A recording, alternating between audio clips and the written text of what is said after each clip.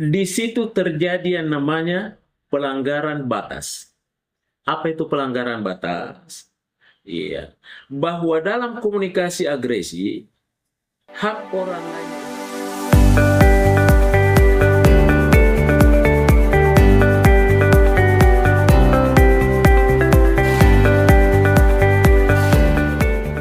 Assalamualaikum warahmatullahi wabarakatuh. Para pemirsa sekalian dimanapun berada, semoga kita semuanya dalam keadaan sehat walafiat. Ya, ini tentu satu nikmat yang diberikan oleh Sang Pencipta yang Maha Kuasa. Allah Subhanahu wa Ta'ala memberikan kita kesehatan yang maksimal, sehingga tentunya kita dapat hadir, kita dapat menunaikan amanah dan tugas-tugas kita setiap harinya.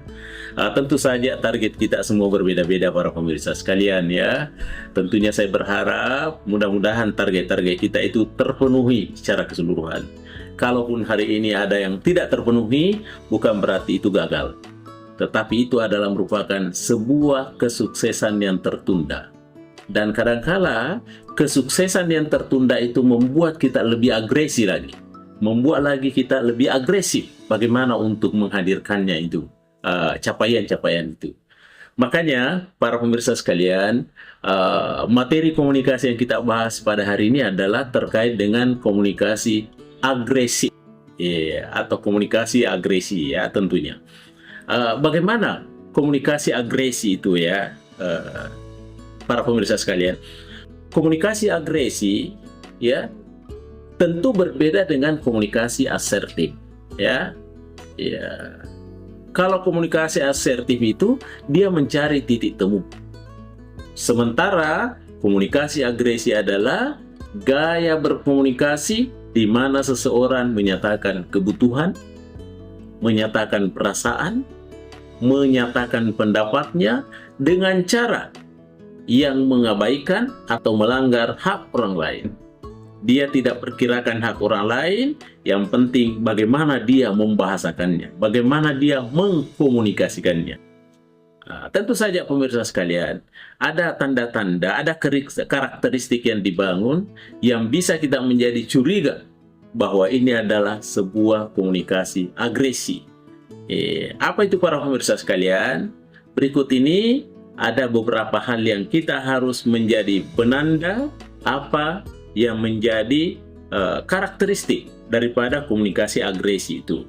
Yang pertama, ya ada istilah yang disebut dengan dominasi dan kontrol. Bagaimana itu dominasi ya dan kontrol itu para pemirsa sekalian? Artinya, dasar utama dalam komunikasi agresi itu adalah keinginan untuk menang, titik. Ya, sehingga dengan demikian, komunikator agresif itu dia memandang percakapan sebagai sebuah kompetisi. Oke. Kemudian tujuannya bukan untuk bertukar informasi, tetapi melainkan adalah untuk mengendalikan situasi dan membuat orang lain menjadi tunduk. Itu komunikasi agresi. Ciri khas pertamanya, dia mau mendominasi dan dia tetap mengontrol atau mengawasi. Itu yang pertama. Kemudian yang kedua, para pemirsa sekalian, di situ terjadi yang namanya pelanggaran batas. Apa itu pelanggaran batas? Iya, bahwa dalam komunikasi agresi, hak orang lain untuk berpendapat atau merasa dihargai acap kali dilanggar. Iya, seperti halnya umpamanya, ketika memotong pembicaraan secara kasar. Iya, itu bagian dari agresi. Iya, menggunakan kata-kata menghina atau merendahkan lawan bicaranya itu adalah bagian dari agresi. Mengabaikan perasaan lawan bicara itu bagian dari komunikasi agresi. Itulah yang disebut dengan terjadi pelanggaran batas. Artinya ada hak-hak lawan bicara kita amputasi, kita delete sehingga dia merasa diserang. Itulah agresi. Kemudian yang ketiga para pemirsa sekalian, ada bahasa tubuh yang mengancam. Ada yang diperlihatkan gerak-gerik komunikasi nonverbal yang berupa gestur tubuh yang dominan. agresi tentunya tidak hanya muncul dari kata-kata saja. Iya, ya sifatnya oral ya, oral communication, komunikasi oral. Tetapi juga dari sinyal nonverbal, gestur tubuhnya bisa ditandai. Apakah ini komunikasi agresi atau bukan? Iya. Sehingga dengan demikian perlu kita lihat ya, termasuk di dalamnya adalah kontak mata yang intens. Perlu kita amati dia. Ya, kalau dia menatap dengan tajam atau melotot untuk mengintimidasi, tentu berbeda dengan menatap dengan yang sifatnya damai, terjadi perbedaan sorotan mata. Kemudian yang tentunya di samping itu ya ada postur tubuh, ya. Bagaimana postur tubuhnya? Apakah berdiri terlalu dekat, ya? Atau dia menunjuk-nunjuk dengan jari? Itu bagian dari agresi. Bagaimana ekspresi wajahnya? Adakah ketegangan kelihatan pada rahang? Atau wajah yang memerah, ya itu adalah simbol-simbol nonverbal daripada komunikasi agresi. Baik para pemirsa sekalian, yang keempat ya, ada yang namanya penggunaan kata-kata absolut. Apa itu kata-kata absolut? Artinya mutlak, tidak ada tawar-menawar. Di sini komunikator agresif sering menggunakan generalisasi yang menyalahkan atau menyudutkan lawan bicara. Kadang-kadang dia tidak mau kompromi. Iya, dia tidak mau mendengar bagaimana lawan bicaranya berpendapat.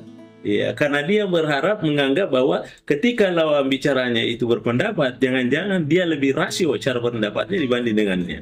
Makanya dia tidak mau dengar itu. Ya, itu yang keempat. Dan kemudian yang kelima para pemirsa sekalian, kita perhatikan nada suara yang tinggi yang disebut dengan vokalisasi. Kalau dia agresi, sifatnya komunikasi agresi, pasti biasa suaranya menjadi keras, ya, cepat, tajam, dan penuh sarkasme.